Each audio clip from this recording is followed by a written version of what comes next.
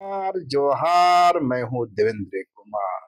अब देखना शुरू कर चुके हैं भारत मित्र। दोस्तों, आप फ्रेम में देख रहे होंगे कि हमारे एक तरफ फागू बेसरा जी हैं, मंत्री प्राप्त दर्जा इन्हें प्राप्त है। झार झारखंड सरकार में एक बड़ा चेहरा है। तो दूसरी तरफ मुश्ताक आलम जी हैं, आंदोलनकारी रहे हैं और भी संगठन में एक बड़ी जिम्मेवारी का निर्वाह करते रहे।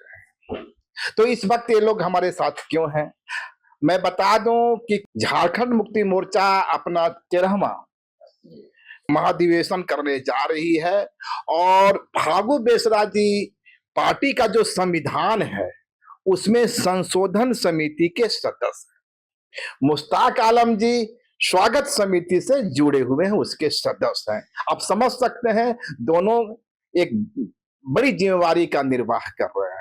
लेकिन बड़ा सवाल यह उठ खड़ा हो रहा है कि इस संविधान में जो संशोधन की बात हो रही है वे कौन कौन से संशोधन होंगे। और दूसरा सवाल जो हमारे जेहन में उतर रहा है कि इसके लिए डॉक्टर भीमराव अंबेडकर की जयंती को ही क्यों चुना गया। मैं आपको बता दूं 14 और 15 अप्रैल को खेल गांव में इसका आयोजन होगा। तो मैं आपसे मुश्ताक आलम जी आप ही से शुरुआत करता हूं। आपने डॉक्टर भीमराव अंबेडकर की जयंती को ही क्यों चुना इसके लिए? देखिए, ये तो मैं समझता हूं कि डॉक्टर भीमराव अंबेडकर बाबा का आशीर्वाद है कि हम लोग गलती से ही सही, लेकिन दिनांक जो है वो 14 ही चुनाया।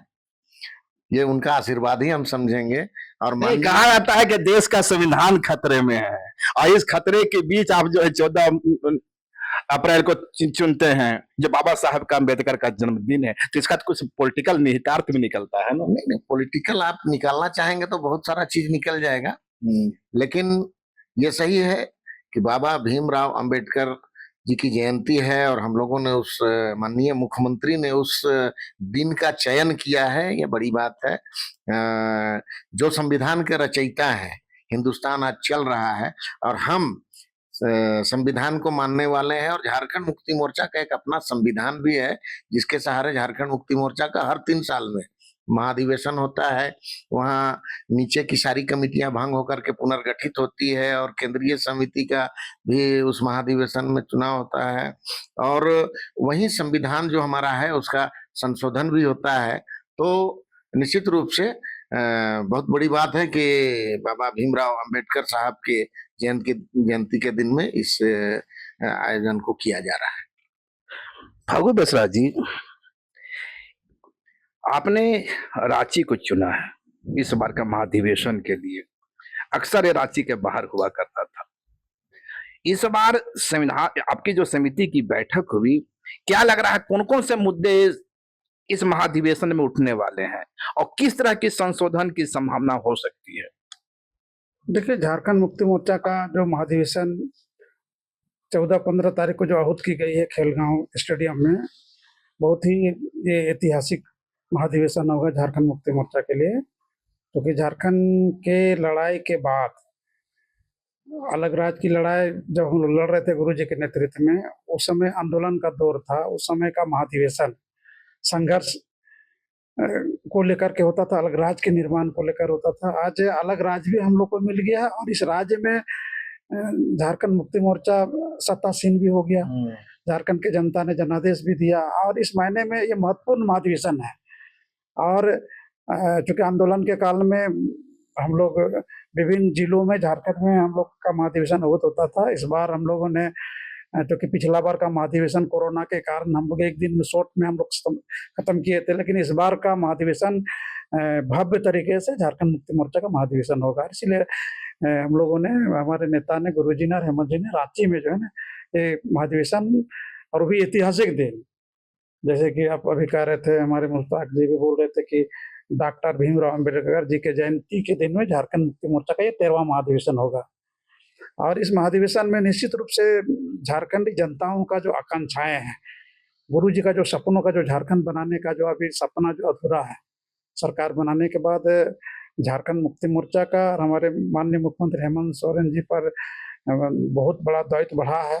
झारखंड को सजाना है, संवारना है, झारखंड बनाने के पीछे हमारा जो झारखंडी जनताओं का जो मुद्दा था, जल जंगल जमीन का, झारखंड का विकास का, झारखंड के लोगों को अधिकार देने का, निश्चित रूप से सरकार बनाने के बाद झारखंडी जनताओं का आकांक्षाएं भी हैं और इस महाधिवेशन में उन तमाम मुद्दों को भी हम लोग टच करेंगे जो झारखंडी जनताओं की आवश्यकता है, जरूरत है। क्योंकि पार्टी का महाधिवेशन है, निश्चित रूप से आज पार्टी का कुनबा और झारखंड मुक्ति मोर्चा के इतिहास में आंदोलन से लेकर अभी तक का जो प्रदर्शन रहा, लोकसभा का चुनाव हो चाहे विधानसभा का चुनाव हो, गुरु जी के आशीर्वाद से हेमंत सोरेन जी के नेतृत्व में एक नया इतिहास हम लोगों ने रचा है और 34 विधायक 2024 का जो विधानसभा चुनाव हुआ और झारखंड में सबसे बड़ी राजनीतिक दल के रूप में झारखंड मुक्ति मोर्चा उभरा है। और निश्चित रूप से पार्टी के संविधान में भी ये तो हम लोग का हर महाधिवेशन में आवश्यकता के अनुसार कुछ ना कुछ संशोधन होती है। इस बार भी कुछ कुछ चीजों को लेकर के कुनबा बड़ा होगा तो बहुत सारे हमारे काबिल नेता आए हैं, उनको भी समायोजन करना है, संगठन का विस्तार भी करना है, तो कुछ कुछ चीजों को लेकर कार्यकर्ताओं की और समय की पुकार के हिसाब से कुछ कुछ मुद्दों पर संशोधन का भी प्रस्ताव आएगा। आपने रेखांकित किया इस बात को कि एक दौर था जब जेएमएम जो थी वह आंदोलन की पार्टी हुआ करती थी और आप तो दोनों ही इसके प्रतीक रहे हैं। वक्त बदला है, आज वो सत्ता में है और शायद जयपाल सिंह मुंडा के बाद पहली बार किसी झारखंड नामधारी पार्टी ने 34 सीटें प्राप्त की है। ये बहुत बड़ा एक मुकाम हासिल हुआ है। तो निश्चित रूप से बदली हुई परिस्थितियों में, बदली हुई राजनीतिक स्थितियों में एक बदलाव की जरूरत होगी। इसी को मैं रेखांकित करने की कोशिश कर रहा था कि वो बड़े बदलाव क्या हो सकते हैं। एक चर्चा चल रही है कि जेएमएम जो है इस बार के महाधिवेशन में झारखंडी जनमानस की जो मांग रही है वो एक बड़ा सवाल रहा है कि उनकी जमीन उनके हाथ से चली गई, गैर इलीगल तरीके से चली गई, उसकी वापसी को लेकर कोई प्रस्ताव पास किया जाएगा।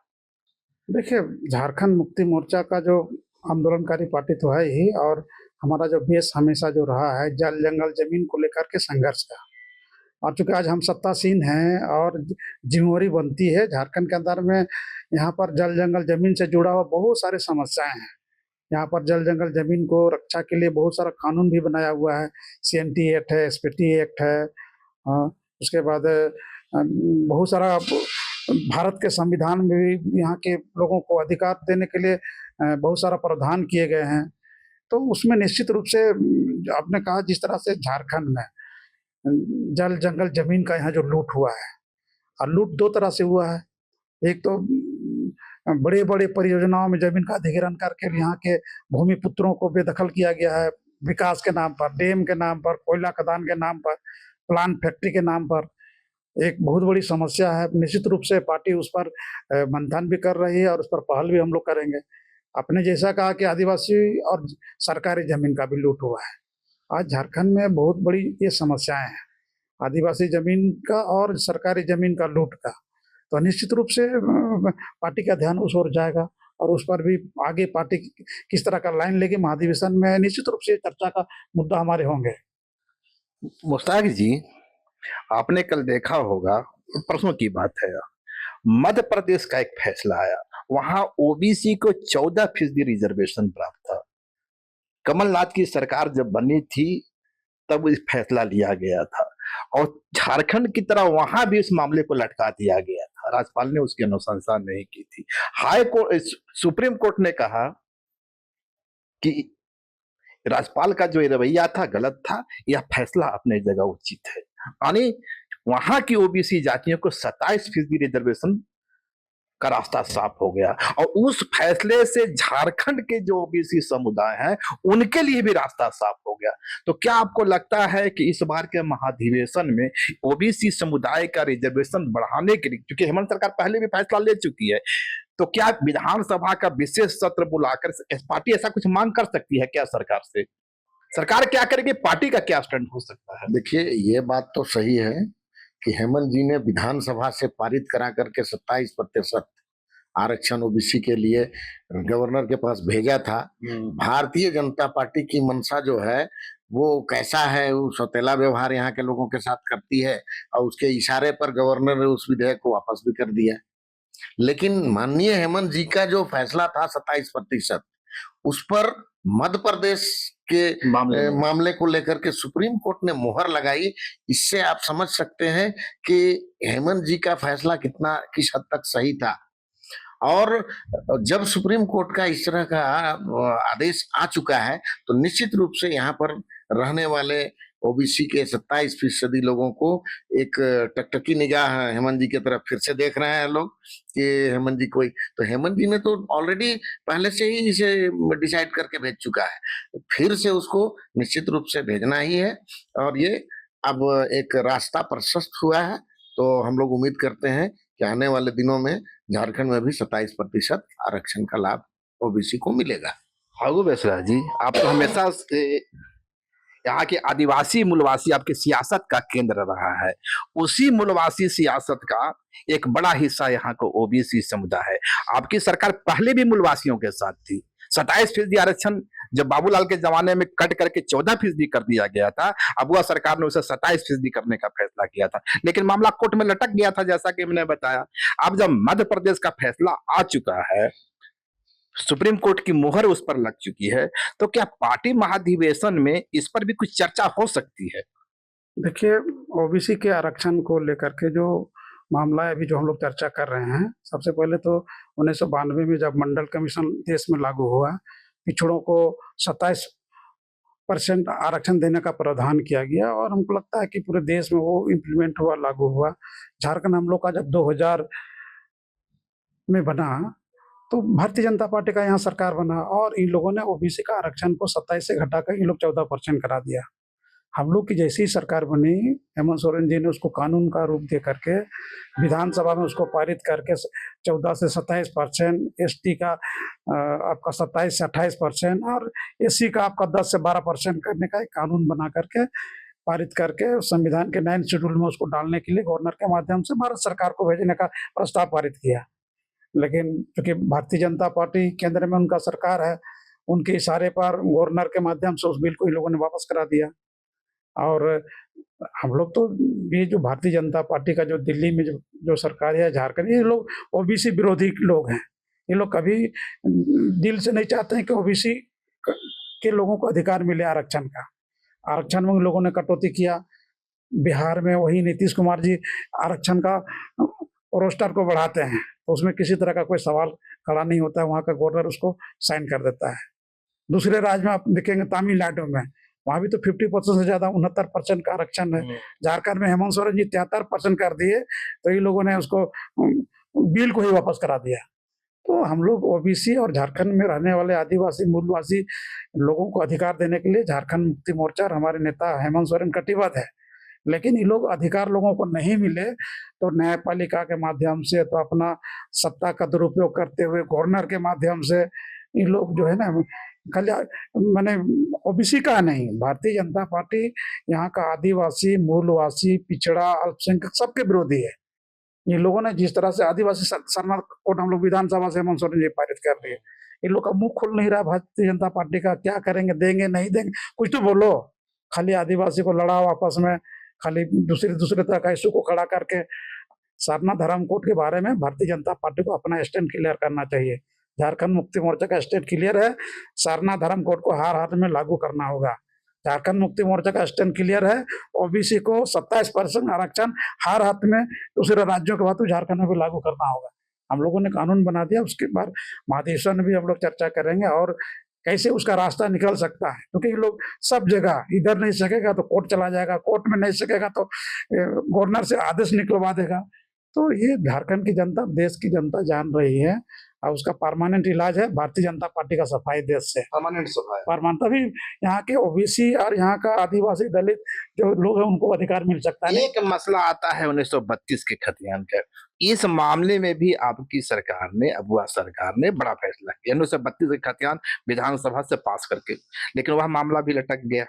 और अब जो ताजा स्थिति ये है कि निशिकांत दुबे कह रहे हैं कि अब 1932 की खतियान की मांग करने वाले सारे बांग्लादेशी घुसपैठिए हैं। इस मामले को आप किस रूप में देखते हैं? देखिए, सबसे पहले तो निशिकांत दुबे जो है ना झारखंडी है ही नहीं, वो बिहारी हैं, ठीक है ना। वो गलती से या यहाँ का जनता के राजनीतिक चेतना कहिए, वो जो है ना भारतीय जनता पार्टी के बारे में यहाँ झारखंड से एमपी बना के दिल्ली गए हुए हैं। और एक एमपी को हमारे इस तरह का गैर जिम्मेवारी बयान, अब इनका प्रधानमंत्री इतना झूठ बोलते हैं तो उनका एमपी का क्या कहा जाएगा। ये हम लोग उसका हम लोग निंदा करते हैं निशिकांत दुबे जी का। और 1932 का खतियान झारखंडियों का पहचान का सवाल है। झारखंड बना, झारखंड हम लोग क्यों लिए? झारखंडियत यहाँ के लोगों का हक अधिकार के लिए हम लोग का बना है। हम लोगों ने, हेमंत सोरेन जी ने उसको कानून का रूप दिया, 9 शेड्यूल में डाल करके उसको यहाँ के लोगों को अधिकार मिले, स्थानीय लोगों को जिसका खतियान है उसके आधार पर स्थानीय तक एक आइडेंटिफाई किया गया। लेकिन उसको भी ये लोग चैलेंज करके जो है ना, इसको ये लोग 9 शेड्यूल में नहीं भेज करके राज्यपाल महोदय के माध्यम से ये लोग विड्रॉ मैंने वापस करा दिया बिल को। तो ये लोग नहीं चाहता है झारखंड के लोगों का कल्याण हो, यहाँ के लोगों को, स्थानीय लोगों को रोजगार मिले। अब आपने देखा होगा जो 75% निजी क्षेत्रों में नौकरी में जो प्रावधान देने का कानून हेमंत सोरेन जी ने बनाया, ये लोग जब नहीं सका तो उसको हाई कोर्ट ले गया, हाई कोर्ट से उसको ये लोग रोक लगा दिया। तो ये इस तरह का ये लोग झारखंड में साजिश तो क्या लगता है कि जो वंचित वर्गों के लिए जब कोई बड़ा काम होता है तो न्यायपालिका उसमें बाधा अड़चन डालने के काम? न्यायपालिका अड़चन पैदा नहीं कर रही है। भारतीय जनता पार्टी के लोग न्यायालय को गुमराह करके अड़चन पैदा कर रहे हैं, या जब नहीं सक रहे हैं तो अपने पावर का दुरुपयोग करके ये लोग झारखंड पर पूरा देश को उलझाने का ये लोग काम कर रहा है। खाली ये लोग वोट के राजनीति के लिए लोग घड़ियालू आंसू खाली बहाते हैं। इसीलिए भारत के संविधान में सबको अधिकार निहित है, उसके हिसाब से यहाँ का ST SC OBC का जो अधिकार जो निहित किया गया वो मिलना चाहिए। निखिल भाई, क्या लगता है आपको, मुश्ताक भाई, सारे जो 1932 की खतियान की मांग करने वाले हैं बांग्लादेशी घुसपैठिए हैं? देखिए, अभी हमारे वरिष्ठ नेताजी फागू बेसरा जी ने कहा कि अगर बाहरी लोगों का चिन्हितीकरण हो तो बांग्लादेशी, हम लोग पहले तो निशिकांत दुबे को ही कहेंगे। सबसे पहले निशाने पर तो आप आइएगा ना। नहीं, निशाने पर क्या, हमारा तो यहाँ पर कई पीढ़ी का रिकॉर्ड है। अच्छा। कई पीढ़ी का रिकॉर्ड है। और हम उन्हीं से पूछना चाहते हैं, क्या 32 का खतियान है उनके पास झारखंड का? वो तो कहते हैं कि वो तो खुद नहीं है उनके पास। 32 की मांग करने वाले बांग्लादेशी घुसपैठिए हैं। देखिए, 32 की मांग करने वाले यहाँ के स्थानीय हैं। जब भी 32 का मामला आएगा पटल पर तो इससे यह साबित करने का कोशिश किया जाता है कि हम यहाँ के भूमि पुत्र हैं। लेकिन निशिकांत दुबे ये बता दे कि उनके पास क्या 1932 में कोई खतियान वगैरह झारखंड में था? वो तो खुद बाहरी हैं, तो वो क्या जानेंगे इस सब बातों को। उनको यहाँ राजनीति करना है। और सही बात है कि भारतीय जनता पार्टी के हवा में कहिए या राजनीतिक चेतना की कमी होने के कारण कहिए, गोड्डा लोकसभा से इनको चुन लिया गया। लेकिन अब धीरे धीरे जनता जान रही है और इनका भी सुपड़ा साफ होने जा रहा है। भारतीय जनता पार्टी का तो मैं समझता हूँ कि 2029 में पार्टी का सुपड़ा साफ होना तय है। अभी भी आप देख लीजिए कि संथाल परगना में एक ही सीट शायद हम लोग हारे हैं, सिंगल एक सीट जो उनके पास है। तो वो भी टिमटिमाता दिया है और लोकसभा में भी वही हाल होगा उनका। और लगातार जीत हासिल कर रहे हैं ना, हम लोग लगातार जीत हासिल कर रहे हैं, बढ़ रहे हैं। लोगों के समझ में अब आ रहा है, लोग सोच समझ करके वोट दे रहे हैं। इसलिए देखिएगा नतीजा 2029 में। अभी जो भारतीय जनता पार्टी के कितने विधायक हैं? 23। अगला बार देख लीजिएगा, या तो 3 रह जाएंगे या 2 रह जाएंगे, 2 और 3 नहीं रहेंगे। समझ रहे हैं? या 3 रह जाएंगे या 2 रह जाएंगे। हाँ, 2 और 3 23 होता है। हाँ। तो या तो 2 रह जाएंगे या 3 रहेंगे, लेकिन 23 नहीं हो सकते। फागू बेसरा जी, एक बड़ा सवाल उभर रहा है पेशा का, क्योंकि आदिवासी समाज के विभिन्न हिस्सों द्वारा ये मांग की जा रही है कि पेशा का मामला जो है वो जो उनकी आकांक्षा है, जनाकांक्षा है, जिस जल जंगल जमीन की बात जेएमएम करती आई है, उसकी उस पैमाने पर वो खरा नहीं उतर रही है। देखिए, पेशा कानून 1996 में बना और पेशा कानून बहुत सारा राज्य में लागू हो गया, झारखंड में भी लागू हो जाना चाहिए था। लेकिन भारतीय जनता पार्टी कि सरकार ने इसको लागू नहीं होने दिया। हेमंत जी की सरकार बनने के बाद पेशा कानून को लागू करने को लेकर के कमेटी भी बनाई गई। उसका नियमावली का ड्राफ्टिंग भी लगभग हमको लगता है बन गया है, क्योंकि पिछला सरकार में ही उसको हम लोग लागू कर देते हैं, लेकिन पिछला सरकार में तो ये लोग हेमंत जी को काम करने ही नहीं दिया। उधर कोरोना का ला गया, फिर हेमंत जी को ही लोगों ने इसको जेल में डाल दिया। अभी सरकार हम लोग का बनने के बाद हमको लगता है कि पेशा कानून को लेकर के नियमावली बन रही है, ड्राफ्ट लगभग तैयार हो गया है, और हमको लगता है कि बहुत जल्दी पेशा कानून को झारखंड में लागू कर दिया जाएगा। मुश्ताक भाई, एक सवाल का उत्तर हम सबसे चाहेंगे। एक यहाँ है सोशल एक्टिविस्ट ग्लेसन डुंगडू, आज उनका अभी अभी प्रेस कॉन्फ्रेंस समाप्त हुआ है। उनका दावा है कि आपका जो पंचायती राज विभाग है और उसकी जो निदेशक है निशा उरांव और पंचायती राज के जो मंत्री हैं, ये दोनों आरएसएस से संचालित हो रहे हैं। मैंने अबुआ सरकार का पंचायती राज विभाग जो है भाजपा चला रही है। देखिए, यही कारण है कि झारखंड में पेशा लागू नहीं हो रहा। निशा उरांव रामेश्वर उरांव जी की बेटी है। रामेश्वर उरांव जी खुद कांग्रेस के बड़े नेता हैं, और वो अपने घर के परिवेश में पली बढ़ी है, कार्तिक उरांव के फैमिली से बिलोंग करती है, तो आरएसएस का सवाल ही पैदा नहीं होता है, पहली बात। दूसरी बात, ग्लेक्सन डुंगडुंग जो है वो पिछले दिनों को याद करें, जब पत्थरगड़ी का आंदोलन पर भारतीय जनता पार्टी ने उनको और फादर स्टेन स्वामी वगैरह को देशद्रोह का मुकदमा लगा दिया था। यही हेमंत सोरेन जी के राज सरकार में आने के बाद इनको उससे मुक्ति मिली है ना। और जहां तक निशा भगत उरांव का मामला है, तो उसके बारे में बिना प्रूफ के वो प्रूफ दे रहे हैं ना। पेशा दिवस के मोराबादी मैदान में रैली होगी तो अबुआ सरकार के किसी मंत्री को नहीं बुलाया गया।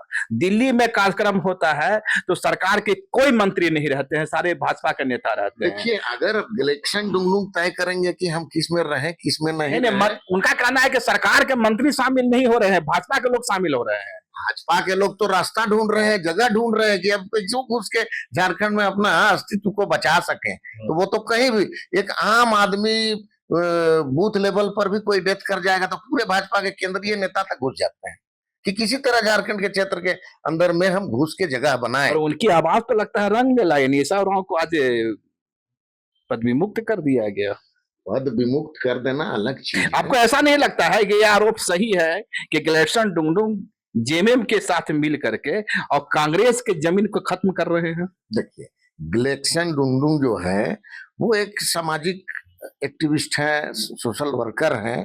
वो अपने आदिवासी समाज के जो मुद्दे हैं उसको प्रमुखता से उठाता भी है ना। निश्चित रूप से एक पढ़ा लिखा आदमी का ये काम भी है, जिम्मेदारी भरा काम है कि भाई समाज में अगर किसी किस्म की कमी बेसी है और हम जान रहे हैं तो हमको उठाना चाहिए उस बात। इसलिए उसका इस्तेमाल आप लोग करते हैं? जी नहीं, आपने ये तो पता किया होगा कि झारखंड मुक्ति मोर्चा की सदस्यता भी उन्होंने लिया है क्या?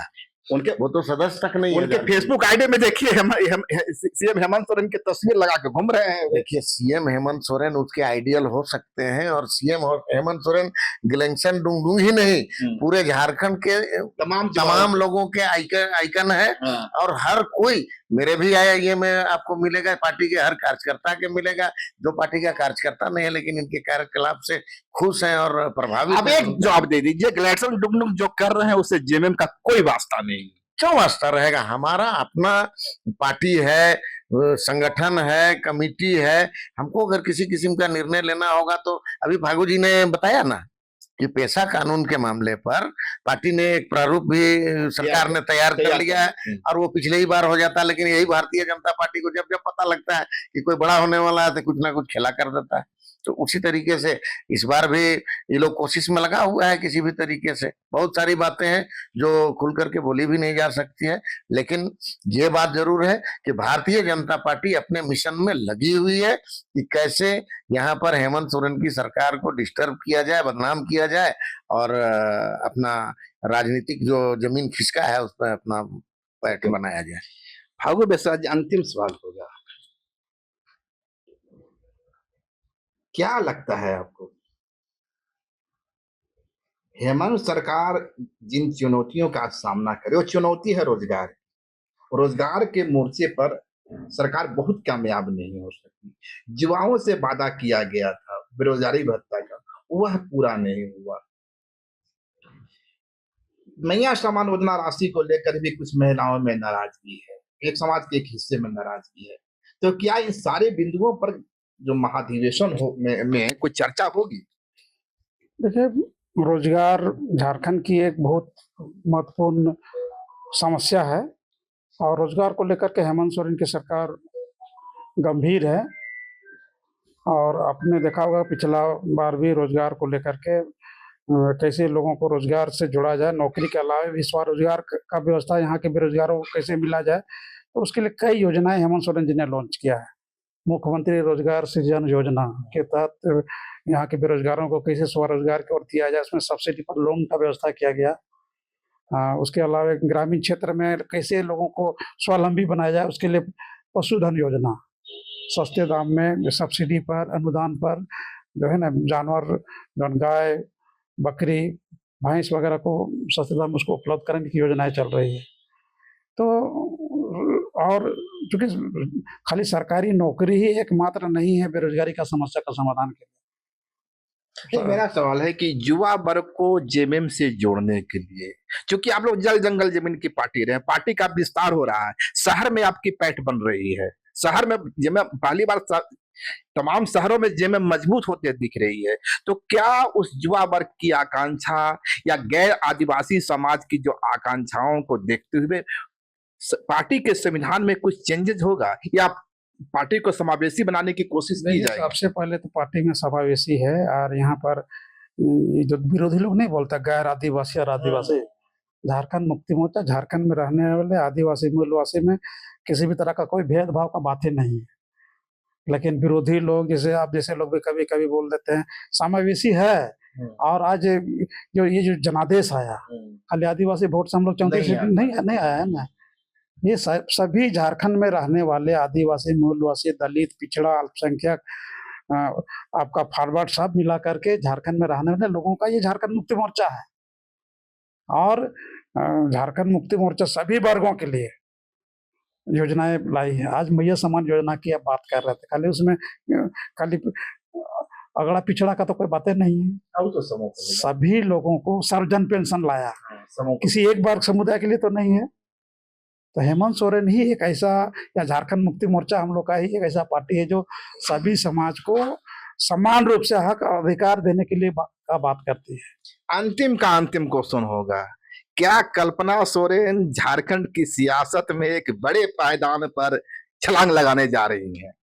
छलांग लगाने नहीं जा रही। जब हम लोग संकट के दौर में थे, जब हमारा नेता हेमंत जी को इन लोगों ने भारतीय जनता पार्टी में जेल में डाला, तो निश्चित रूप से पार्टी को संभाली और हम लोगों ने कल्पना मुर्मू सोरेन के नेतृत्व में लोकसभा का चुनाव फेस किया। हेमंत सोरेन जी जेल में और कल्पना सोरेन बाहर में, और पहली बार 34 भी पार कर गए। और हेमंत उनके नेतृत्व में बीजेपी को हम लोग हाफ कर दिए। जहाँ 12 विधायक एमपी था ना, उसका हम लोग 6 में लाके उसको। कल्पना सोरेन जब पार्टी का प्रेसिडेंट नहीं थी तब अपने लीडरशिप में हाफ कर दिए, जब उन्हें प्रेसिडेंट बना दीजिएगा तो भाजपा को आप लोग साफ कर दीजिएगा। प्रेसिडेंट और ये पार्टी महाधिवेशन तय करेगी, सरकारी अध्यक्ष की बात नहीं ऐसा देखिए, महाधिवेशन तय करेगा, लेकिन ये निश्चित रूप से एक घरेलू महिला जो हालात भारतीय जनता पार्टी ने पैदा किया और एक झारखंड की शेरनी की जैसा जिस तरह से मोर्चा ली, और हम लोग को लगा ही नहीं कि हम लोग को तो लग रहा था कि हेमंत सोरेन जेल जाने के बाद हमारा क्या स्थिति बनेगा। संकट के दौर में चंपैदा जैसा नेता हमारा बीजेपी के लोग ट्रैप कर लिया, घर के हमारे भाभी जी भी ट्रैप हो गई, और उस समय मोर्चा संभाली। पूरे झारखंड मुक्ति मोर्चा का कार्यकर्ता तो कायल उसका है ही, पूरे झारखंड के लोग, झारखंड का आवाम और पूरा देश कल्पना मैडम सोरेन का मैंने जो संकट में खड़ी होकर जो मुकाबला किया भारतीय जनता पार्टी जैसे इतना सशक्त दल के सामने, ये काबिले तारीफ है। तो क्या कुछ चेंजेस होने जा रहा है? चेंजेस देखिए, चेंजेस बाबा है हमारे नेता हेमंत जी है, ठीक है ना। उसके बाद हेमंत सोरेन के बाद अगर हमारा कोई नेता है तो निश्चित रूप से कल्पना सोरेन मैडम है। सही बात। मुश्ताक आलम जी, आपने जंगल जमीन का वो दौर भी देखा होगा, यह दौर भी देख रहे हैं। क्या आपको नहीं लगता कि कल्पना सोरेन के रूप में जेएमएम को वो शेरनी मिल गई, जिसके मुकाबले अब कोई चेहरा नजर नहीं आ रहा है विपक्ष में? और यदि है ऐसा, तो क्या आप मानते हैं कि कल्पना सोरेन को एक बड़ी जिम्मेवारी सौंपी जाए? देखिए, जब माननीय हेमंत सोरेन जी जेल में थे तो वो जिम्मेदारी थी जो सबसे बड़ी थी, पार्टी को संभालना और एकजुट रखना और चुनाव भी लड़ना और विजय हासिल करना। ऐसी बड़ी जिम्मेदारी को उन्होंने बखूबी निभाने का काम किया। तो कोई ऐसा कार्यकर्ता नहीं होगा, कार्यकर्ता तो छोड़ दीजिए, कार्यकर्ता से लोग हट करके भी लोग कह रहे हैं कि कल्पना मैडम को कोई बड़ी जिम्मेदारी मिलनी चाहिए। तो कार्यकर्ताओं का तो दिल की बात है और निश्चित रूप से मिलेगी ही। हमारे पार्टी के नेता हैं बाबा, हम लोग का सर पर बाबा का आशीर्वाद हम लोग हमेशा चाहते हैं कि बना रहे। तो उनके बाद अगर कोई है तो हेमंत जी और कल्पना जी हैं। तो निश्चित रूप से कोई कुछ भी कहे, हमारे नेता हैं वो, और उनको अच्छी जिम्मेदारी हम लोग इस बात की कामना भी करते हैं और मिलेगी ही। इशारों को यदि समझो तो राज को राज रहने दो। अब समझ सकते हैं कि झारखंड की सियासत में क्या होने वाला है। फागू बेसरा जी और मुश्ताक आलम जी के कुल वक्तव्य को यदि मिलाकर आप देखें तो आप समझ सकते हैं कि आने वाले दिनों में कल्पना सोरेन झारखंड की सियासत में किस भूमिका में आने वाली है। अगर खबर पसंद आए तो आप QR स्कैन कर दें हमारा साथ। आपका एक छोटा आर्थिक सहयोग है हमारा बड़ा हौसला। द भारत मित्र, बुलंद भारत की बुलंद तस्वीर।